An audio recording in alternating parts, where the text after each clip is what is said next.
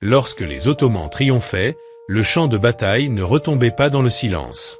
Il se transformait en chaîne. Les hommes qui avaient combattu étaient soit massacrés, soit réduits en esclavage. Mais la véritable terreur s'abattait sur leurs épouses. Pour elles, survivre était pire que mourir.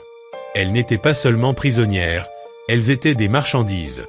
Les Ottomans avaient perfectionné un système où les femmes capturées en temps de guerre étaient dépouillées de leur identité et transformées en propriété. Ce n'était ni un pillage aléatoire, ni le chaos. C'était la loi, codifiée et intégrée dans le fonctionnement de l'Empire. Avant de continuer, abonne-toi pour ne pas manquer nos prochains plongeons dans les recoins les plus sombres de l'histoire. Sous la jurisprudence islamique, ces femmes avaient un nom, les sabayas, les butins de guerre, et les Ottomans appliquaient cette règle avec une efficacité glaçante. Le processus commençait immédiatement. Des officiers spécialisés entraient dans les villes conquises et séparaient les habitants avec une précision impitoyable. Hommes, femmes et enfants étaient triés comme du bétail. Les épouses des guerriers tombés subissaient une inspection humiliante. Médecins et fonctionnaires ottomans les examinaient de la tête aux pieds, testant leurs dents, évaluant leur corps, calculant leur fertilité. Leur âge, leur beauté et leur santé déterminaient leur valeur. Les jeunes femmes aux traits remarquables étaient envoyées à Constantinople. Les plus âgées étaient condamnées aux travaux forcés ou reléguées dans l'oubli. C'était une industrie de l'humiliation. Une femme noble pouvait être traitée comme du bétail, son corps exposé dans les rues, sa valeur criée comme un chiffre. Le cauchemar continuait sur la route.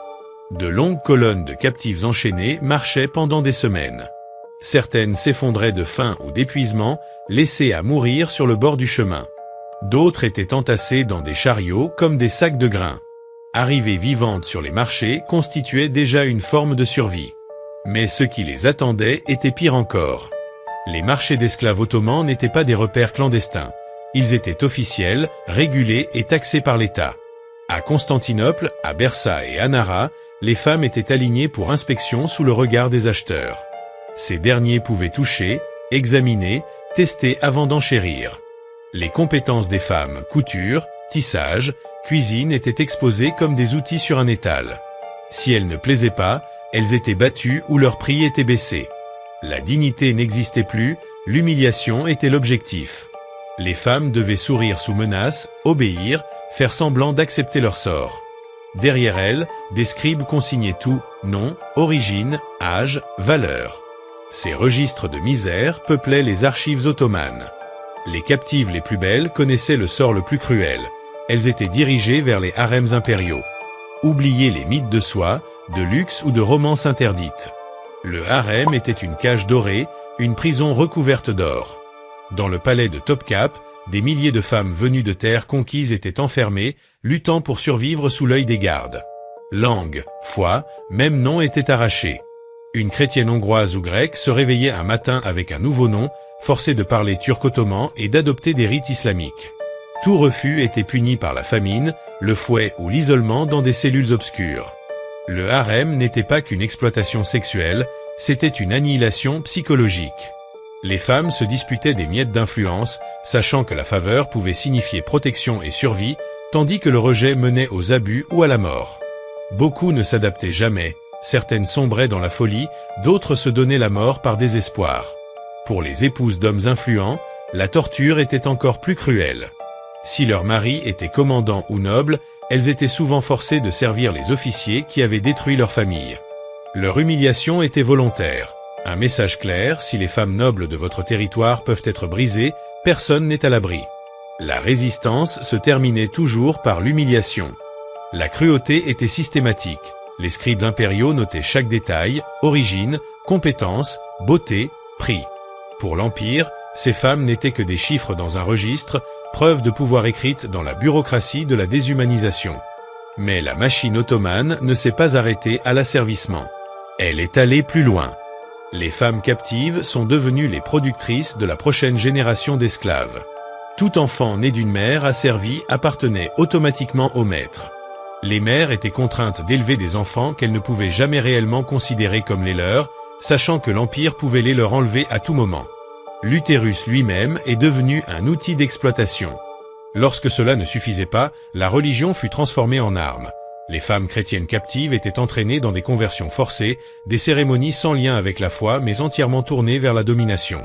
Refuser signifiait la torture, accepter rompait définitivement les liens avec leur famille, leur culture et tout leur passé. Même en fuyant, elles ne pouvaient retourner chez elles, légalement et spirituellement effacées. C'est ainsi que les Ottomans transformaient la conquête en permanence.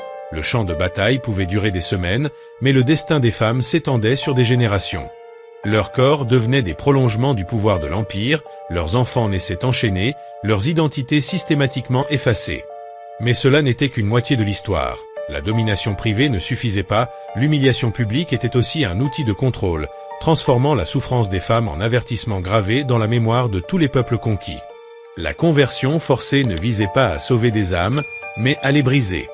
Les femmes étaient entraînées dans des rituels humiliants où les prêtres de leur foi étaient absents, leur Dieu moqué, leur refus puni.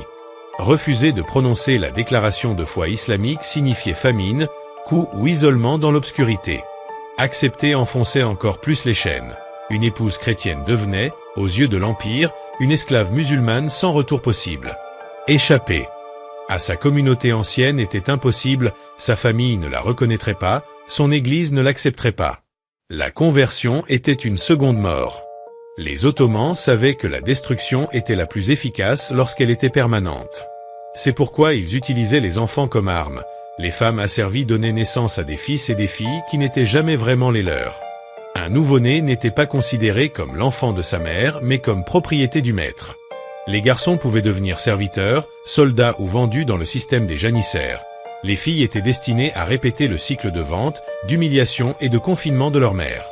Les registres ottomans, minutieusement tenus, cataloguaient chaque femme capturée, nom, âge, prix, compétences, transformant la misère humaine en documentation officielle. Rien n'était laissé au hasard, chaque acte de brutalité était écrit, tamponné et archivé. Les épouses des ennemis puissants subissaient un niveau supplémentaire de punition. Elles n'étaient pas cachées dans les marchés ou les harems, elles étaient exhibées. L'humiliation publique détruisait non seulement la femme, mais aussi la communauté qui l'observait, rappelant que nul rang, noblesse ou lignée ne pouvait résister à la puissance ottomane. La résistance existait, mais à un prix élevé. Certaines tentaient de s'échapper, soudoyant des gardes, passant des notes à leur famille, ou se privant de nourriture jusqu'à la mort comme unique acte de contrôle. L'Empire prospérait sur ces exemples, remodelant des sociétés entières. Des communautés entières des Balkans, d'Europe de l'Est et du Moyen-Orient furent vidées de leurs femmes, des générations disparurent, des villages perdirent définitivement filles, mères et épouses, altérant l'équilibre démographique. Les cicatrices ont duré des siècles. Les survivantes qui échappaient ou étaient libérées portaient leur traumatisme toute leur vie. Certaines ne pouvaient plus parler leur langue maternelle après des années d'assimilation forcée, d'autres ne pouvaient plus prier selon leur foi. Beaucoup étaient rejetés par leur propre famille, vus comme souillés, rentrant chez elles comme des étrangères, preuve vivante des ravages de la conquête. Les historiens passaient autrefois ces détails sous silence, écrivant surtout sur les victoires militaires, l'architecture, l'administration ottomane, la grandeur et la tolérance. Mais dans les archives se cachent les traces de vies humaines, des registres remplis de la souffrance de femmes dont les noms ont été effacés. Pendant des siècles, leurs voix furent ignorées, enterrées sous les mythes de l'Empire.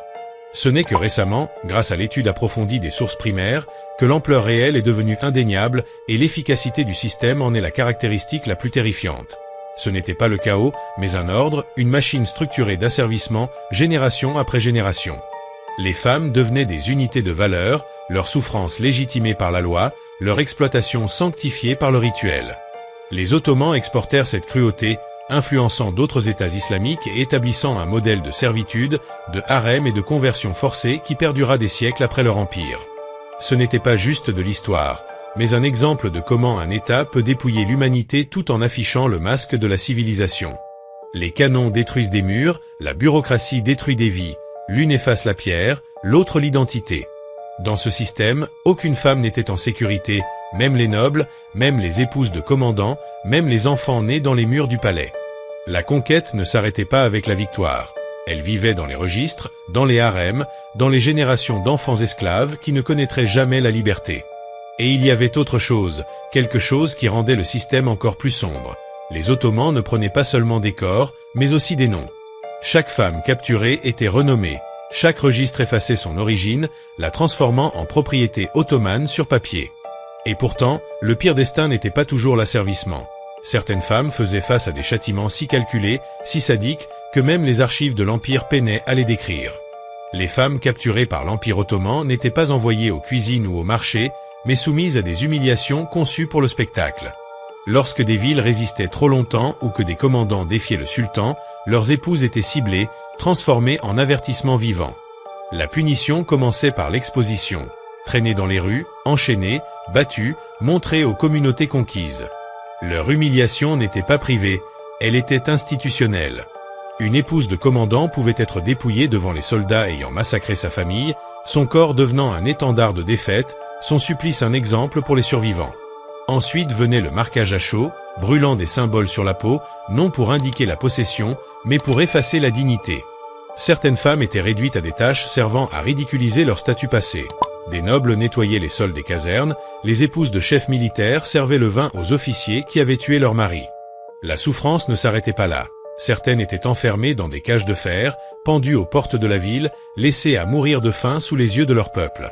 Les plus tragiques étaient celles qui avaient des enfants de dirigeants tombés. Craignant que les lignées ne reprennent un jour, les Ottomans arrachaient les nourrissons à leur mère, les vendaient ou les exécutaient. Certaines tortures étaient méthodiques, mêlant cruauté psychologique et physique, forçant des choix impossibles entre enfants ou prolonger la vie juste pour assister à l'exécution de proches. D'autres femmes étaient transformées en instruments de conquête, envoyées dans leur propre ville pour répandre l'obéissance. Il y eut aussi des expériences de dégradation, privation de nourriture, combats organisés, spectacles de gladiateurs. La résistance religieuse était brisée par des passages forcés dans les mosquées jusqu'à ce que la soumission soit prononcée.